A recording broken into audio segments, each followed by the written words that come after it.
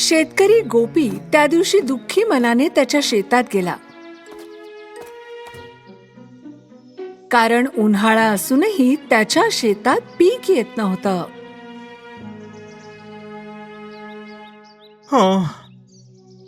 माझ्या शेतात आजही कोणतंच पीक आलं नाहीये. आता मी काय करणार? जर मी राज्याला पीक देऊ शकलो नाही तर मी संकटात सापडेन. एक दिवस जेव्हा गोपी त्याच्या नापीक शेतात खोदून खोदून दमला, तेव्हा त्याचा फावडा एका कठीण वस्तूला लागला. हो, हे काय आहे? त्याने खोदणं सुरूच ठेवताच त्याला कळलं की ती एक घागर आहे. माझ्या शेतात ही घागर कशी काय आली? आणि ही तर आतून रिकामी आहे. गोपी खूप दुखी होता की त्याने एवढे कष्ट केले आणि त्याला काहीच मिळालं नाही.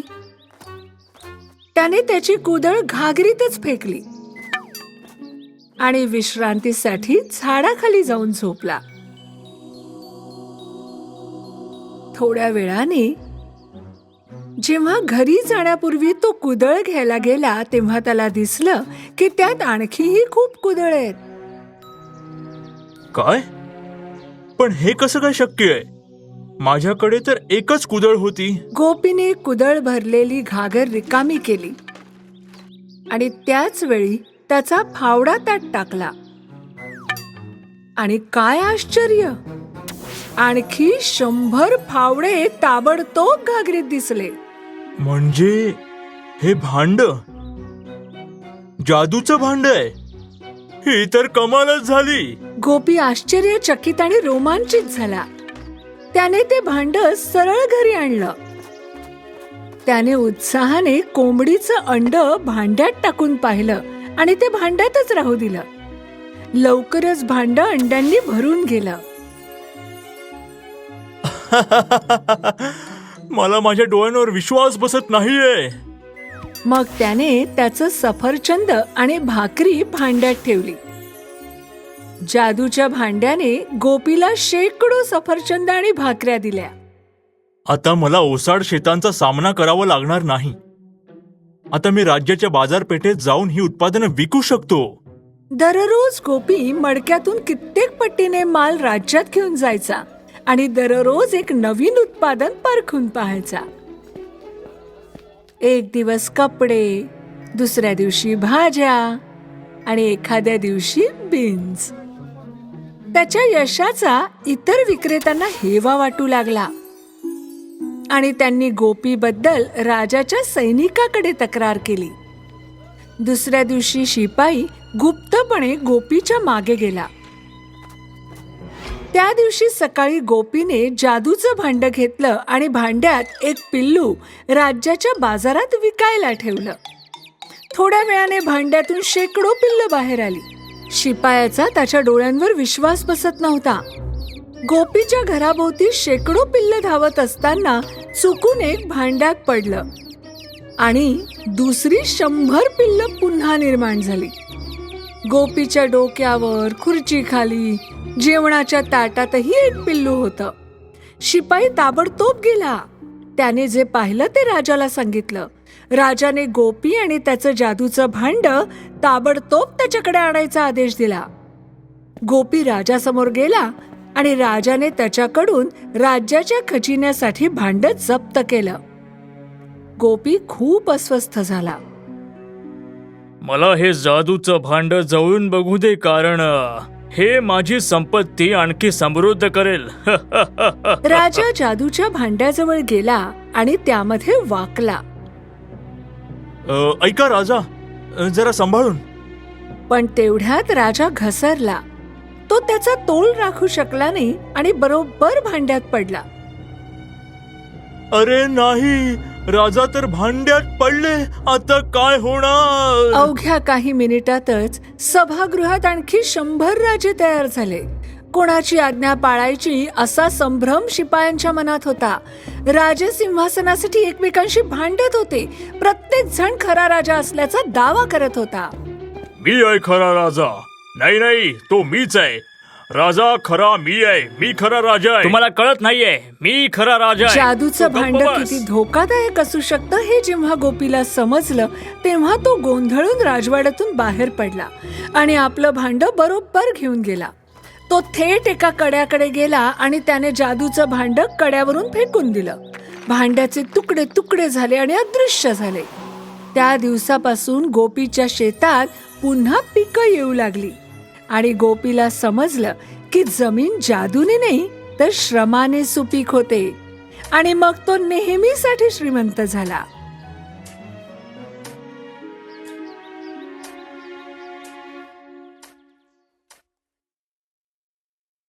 एके दिवशी सकाळी विश्वासघातकी लांडगा जंगलात शिकार करत असताना त्याला एक सारस कुटुंब आकाशात उडताना दिसलं. त्याने टेकड्यावर घरटं बांधलं होतं आणि या घरट्यात त्यांची अंडी होती हे त्याला माहित होतं आणि त्यावरून त्याला एक कल्पना सुचली. मला कळलं की काय खायचं आहे. सारसाची अंडी. पण मला त्या टेकडीवर कसं जायचं याचा विचार करायचा आहे. आणि त्या घरट्यात एक लहानसं बदकाचं पिल्लू होतं जे शांतपणे झोपलं होतं. त्याच्या सारस भावाने त्याला उठवण्यासाठी बेल वाजवली. अरे उठ बटका. क्वॅक क्वॅक क्वॅक क्वॅक क्वॅक. बदकाचं पिल्लू उठलं आणि विचारू लागलं, ओ काय चाललंय? अरे आम्ही उडायला चाललो आहोत. आणि हो, मध्ये झोपून जाऊ नकोस हा, नाहीतर लांडगा तुला खाऊन टाकेल. लांडगा? होय, कारण तू आमच्यासारखा उंच उडू शकत नाहीस ना. चल आम्ही निघतो, नंतर भेटूया. Bye bye. पण त्यांना हे माहित नव्हतं की विश्वासघातकी लांडगा त्यांना आधीच पाहत होता आणि योजना आखत होता. जेव्हा सारस भावंड आकाशात उडाले तेव्हा बदकाच्या पिल्लाने त्यांचा पाठलाग करण्याचा प्रयत्न केला. तो त्याचे लहानसे पंख फडफडवू लागला. त्याला आशा होती की तो एक दिवस उडू शकेल. पण त्याच्या सरावात व्यत्यय आला जेव्हा त्याला झुडपामध्ये काहीतरी चमकताना दिसलं. अरे ते काय आहे? त्याने पाहिलेली चमकदार गोष्ट म्हणजे लाल बुटांची जोडी होती. हे किती सुंदर आहेत, पण ते माझ्या पायात बसतील का? लाल बूट घालून तो जमिनीवरून वर उचलला गेला आणि क्षणभरातच उडू लागला. हा हा, मी उडत आहे, मी उडत आहे. बदकाचं पिल्लू लगेच सारस कुटुंबांच्या मागे मागे गेलं. अरे बघा, बदकाचं बाळ आलं आहे. अरे वा, तू एवढा उंच कसं काय आलास? माझ्या जादूच्या लाल बुटांबद्दल धन्यवाद. पहा. खाली लांडगा त्यांना पाहत होता. तो खूप चकित झाला होता. जादू, लाल शूज. आता माझ्याकडे एक उत्तम योजना आहे. रात्री जेव्हा सारस कुटुंब आणि बदकाचं पिल्लू झोपलं असताना लांडगा हळूच त्यांच्या जवळ आला. लाल शूज अगदी अंधारातही चमकत होते आणि त्याने आपले पंजे उगारले आणि ते दोरीने ओढून घेतले. उद्या सकाळ होताच मी एका सारसाच्या अंड्याचं ऑमलेट खाणार. सकाळचा सूर्य उगवल्याबरोबर बदकाच्या पिल्लाला जाग आली. पण त्याच्या शेजारी त्याचे लाल शूज दिसले नाहीत तेव्हा तो घाबरला. अरे बापरे, माझे शूज, माझे जादूचे शूज इथे नाहीत. आता मी कसा उडणार? बदकाचे बाळ आई सारस आणि त्याच्या भावंडांना शोधण्यासाठी धावत होता. आई सारस, माझा भाऊ, कुठे आहेस तू? पण तो त्यांना कुठेही सापडला नाही. मी माझ्या शूज शिवाय उंच उडू शकणार नाही. बदकाचं बाळ दुःखाने रडत असताना त्याला विश्वासघातकी लांडगा डोक्यावरून उडताना दिसला. यो हो हो हो, मी उडतोय. सारसाचे अंड, मी येतोय. नाश्त्याची वेळ झालीये. अरे माझे शूज, लांडग्याने माझे शूज चोरले.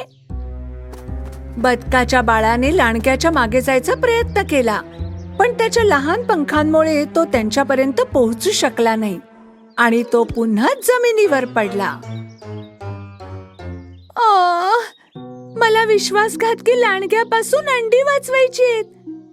मी उडू शकलो असतो तर. लांडगा जादूच्या शूज सह घरट्यात उतरला आणि करकोचाच्या अंड्यांकडे पाऊल टाकलं. बदकाचं बाळ त्याला एक एक करून अंडी मिळवण्याचा प्रयत्न करताना पाहत होतं. सारसची अंडी धोक्यात आहेत, मी लांडग्याला अडवायला हवं. बदकाच्या बाळाने आपले सर्व धैर्य एकवटलं आणि शक्य तितके पंख फडफडवले. अंडी, मला अंडी वाचवायला हवीत. शेवटी बदकाचं बाळ उडत होतं. आकाशात उंचावर उडत होतं. पहिल्यांदाच. मी उडत आहे, होय, मी उडू शकतो. बदकाचं बाळ उतरलं आणि लांडग्यावर चढलं. त्याने जादूचे शूज धरले आणि लगेच ओढले. इवल्याशा बदक, शूज. त्याच क्षणी सारस कुटुंब त्वरेने बदकाच्या बाळाकडे आलं आणि रागाने लांडग्याला घरट्यापासून दूर नेलं. विश्वासघातकी लांडगा खाली चिखलात पडला. वाचवा मला. सारस कुटुंबाने अंडी वाचवल्याबद्दल बदकाच्या बाळाचे आभार मानले. आता तू आमच्या सारखाच उंच उडू शकतोस. हो, खरंच. मग आता कुटुंब म्हणून एकत्र उडायची वेळ आली आहे मुलांनो. बदकाच्या बाळाला खूप आनंद झाला की तो उडू शकतोय आणि त्या दिवसापासून त्याला समजलं की त्याने कधीही प्रयत्न करणं थांबवू नये आणि त्याला जादूच्या शूजची गरज नाही. त्याला फक्त धैर्य आणि चिकाटी हवी होती. त्यामुळे बदकाचं पिल्लू हे एकमेव शूर बदक बनलं जे आकाशात सारसांसह